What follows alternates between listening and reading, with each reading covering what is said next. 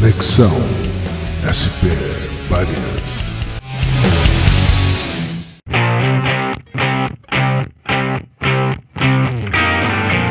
Antes da gente seguir aqui, porque eu vou te fazer uma pergunta. E antes de fazer essa pergunta, eu gostaria de posicionar rapidamente, será que a gente consegue? Sim, claro, vamos lá.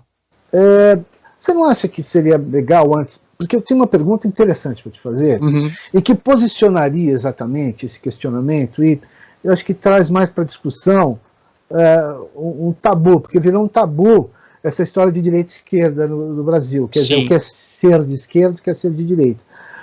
A extrema-direita fez o favor de confundir a cabeça do leigo, de confundir a cabeça, principalmente daquele que já não tem acesso às informações, está totalmente confuso, eu percebi isso claramente. Sim. Então vamos posicionar rapidamente o que é ser de direita, o que é ser de esquerda, nas suas origens, lá na Revolução Francesa, aliás, lá não, aí na França, na Revolução Francesa, que foi a queda da Bastilha, que foi uma revolução, na realidade, burguesa, porque quem toma o poder é a burguesia, né?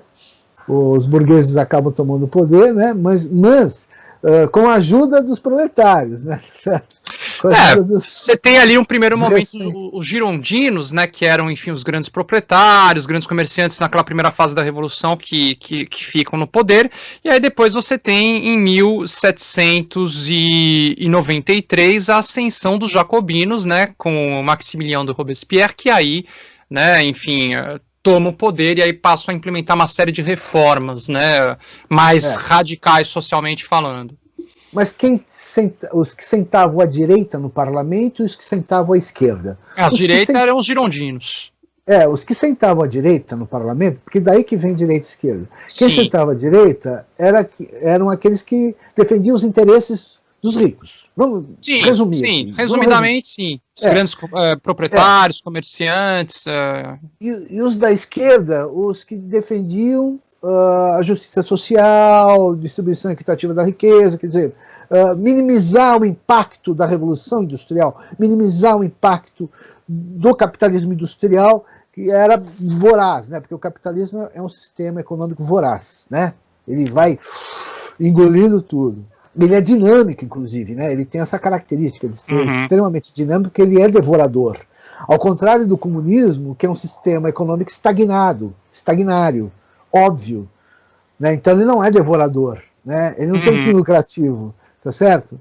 Então essas coisas precisam ser muito bem posicionadas nas suas origens. Então, se eu falo que eu sou um cara de esquerda, eu sempre penso na origem, nesse princípio.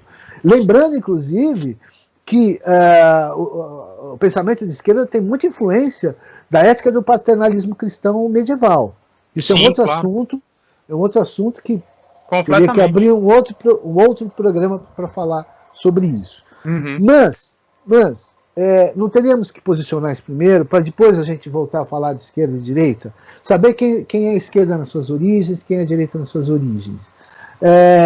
Então a esquerda clássica, será que podemos colocar assim? A esquerda clássica é uma esquerda ética, é uma esquerda que quer o bem de todos. A tese é essa. A esquerda clássica. Agora, tem a esquerda que já se perdeu no tempo aí, né? Que já se misturou com a direita, já conchavou, já veio como, tipo o PT, por exemplo, que conchavou com o capital, né? Conchavou com o capital, queiramos ou não, foi o que aconteceu. Conchavou com o capital e você já não sabia mais quem que era quem já nesse balaio de gato aí que se diz. Né? Entendeu? Por isso que muita gente do PT foi dissidente, né? Daí que vieram outros partidos mais recentes, como o PSOL, etc. e tal. E eu lembro que tem um amigo que tem muita amizade com o pessoal original do PT, né? Eu vi o PT nascer, mas eu nunca fui membro do PT, né? Eu nunca fui militante, mas eu convivi. Mas eu convivi com os militantes, porque eu vi o PT nascer, eu era petista, né? Éramos petistas, né?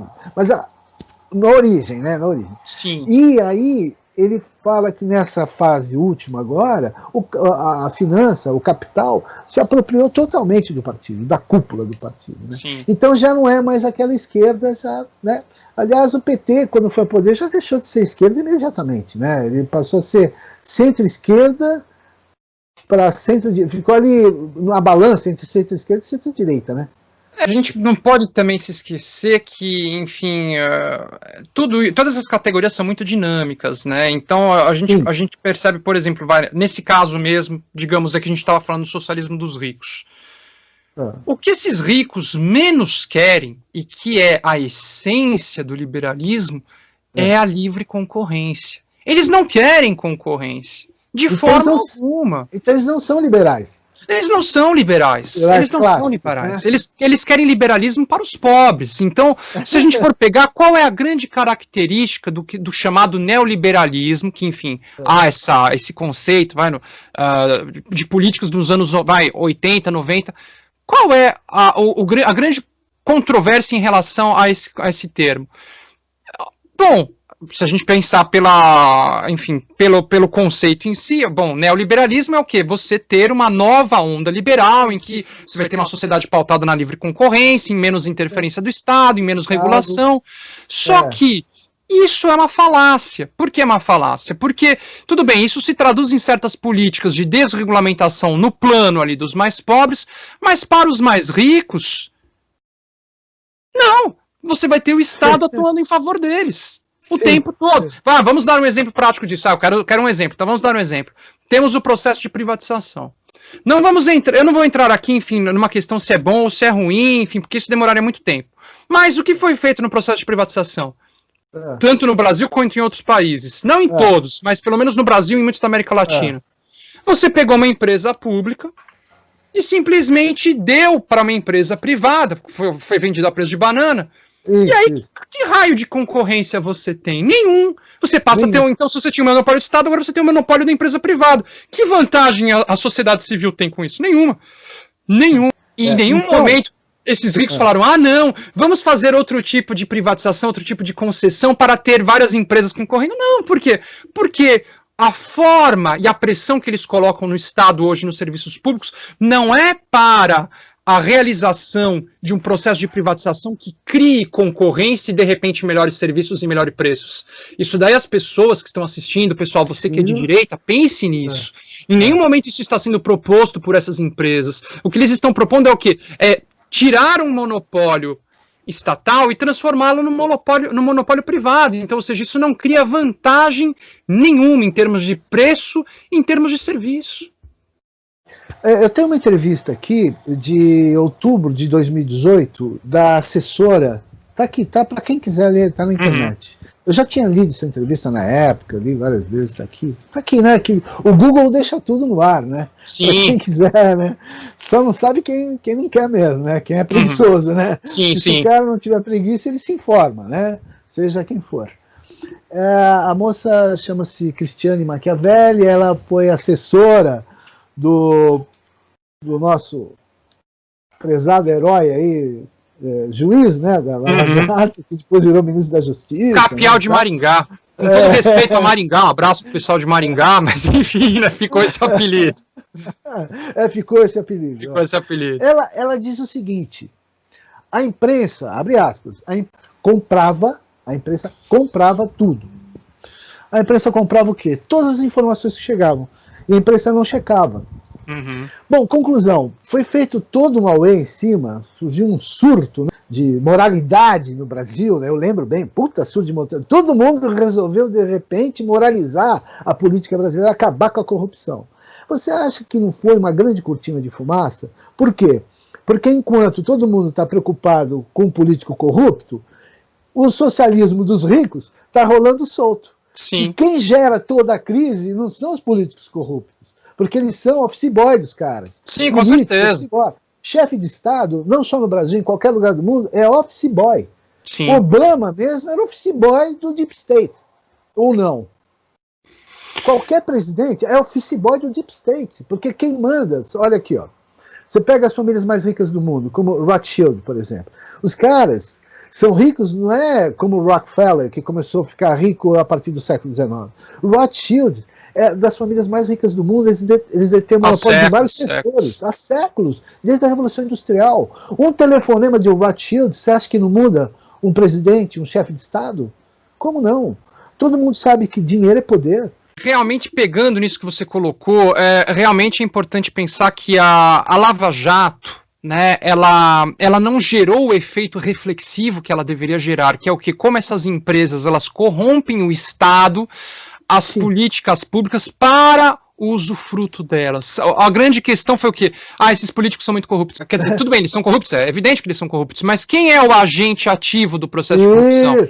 Essas empresas. Isso. Então, ou seja, realmente a gente tem um cenário, qual é o nosso cenário do socialismo dos ricos?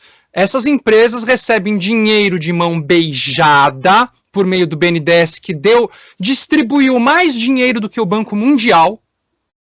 O BNDES distribuiu dinheiro para os ricos mais do que o Banco Mundial. Né? Eles depois têm ainda por cima subsídios fiscais e ainda por cima tem essas licitações fajutas aí para eles ficarem sem concorrência, ficarem com contratos. Então, quer dizer, poxa, deve ser. Eu quero ser rico no Brasil também, né? Eles reclamam tanto, poxa, é maravilhoso. Você não paga imposto, você tem subsídio, o imposto de renda é muito baixo, você recebe dinheiro do BNDES praticamente a fundo perdido, e ainda por cima você chega e tem uma licitação ali já arranjada. Poxa, é um bom negócio ser rico no Brasil, hein? Eu quero também. Mas aí vem uma pergunta crucial, que não tem como escapar. Faz sentido que o pobre brasileiro e a classe média sejam adeptos a essa política de direita, a essa política que protege esse socialismo dos ricos? Com certeza, porque muito, enfim, dessas pessoas que defendem, enfim, princípios de direita, se elas fizessem uma reflexão mais detalhada e aprofundada, elas veriam que tudo o que elas defendem não se traduz nas políticas desses partidos de direita, e nem nos de esquerda. Por quê? Porque em nenhum momento alguém vai mexer nesse sistema, entendeu? Sim. De capitalismo de oligopólio, em que você vai ter sempre esses mesmos grupos controlando a economia toda, impedindo realmente o surgimento de novas empresas, impedindo o barateamento dos serviços e dos preços por conta de maior concorrência, que são maior inovação, que são fatores saudáveis, são fatores vantajosos do capitalismo, eu não vou negar. O capitalismo tem fatores vantajosos, esses aí são os deles. Inovação, melhores serviços, preços mais baixos, é verdade. Mas só que o nosso capitalismo brasileiro... É capitalismo de compadrio, né? Exatamente, é um socialismo dos ricos, porque esses ricos não vão realmente competir, eles vão ficar ali, sabe, só mamando nas tetas do Estado. E aí o cara vai criticar, porque tem esses privilégios de funcionários e tal. Meu amigo, o buraco é muito mais embaixo. A questão realmente é como o Estado é pensado para o rico. Então, para fechar, com a extrema-direita no poder, uma avaliação agora de um cientista social. Veja bem, uma coisa é a opinião do leigo, né, de qualquer leigo, e outra coisa é a opinião de um cientista social.